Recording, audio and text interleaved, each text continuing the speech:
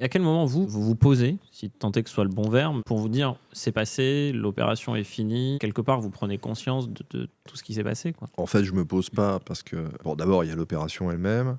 On va pas gloser mais là-dessus, mais moi, j'ai mon meilleur ami qui était là, qui a été tué, donc il a fallu que Mmh. je retrouve le corps, que j'appelle sa femme, donc ça m'a pas permis beaucoup de décompresser. Vous pouvez dire ce que vous voulez, le fait de survivre alors que quelqu'un qui vous est proche décède, eh bien, vous avez en effet un sentiment de culpabilité. C'est inextricable, ça, hein. Moi, je me rappelle avoir vécu une cérémonie aux Invalides où on nous avait invités. Il y avait dans les gradins d'en face les familles des victimes et nous, on était là. Et en fait, je le sais parce qu'on peut en avoir parlé avec certains, ils étaient plutôt fiers de nous, hein, mais moi, je les voyais en face et j'affrontais le regard des gens en disant, mais enfin, ils doivent être révoltés, les gens sont morts. Enfin, ça, c'est pas du tout rationnel, Mmh. hein.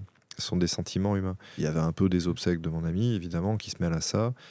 Tout ça, ça se mélange, ça se percute après. De toute manière, quel que soit votre rôle, et là, vous êtes physiquement présent, quelle que soit la trajectoire, qui est pas du tout la même. Moi, je suis pas arrivé au concert avec lui, mais Mmh. vous rentrez dans une salle dont lui, il ressort pas. Mmh. Si c'est quelqu'un qui est extrêmement proche, vous vous sentez coupable. Mmh.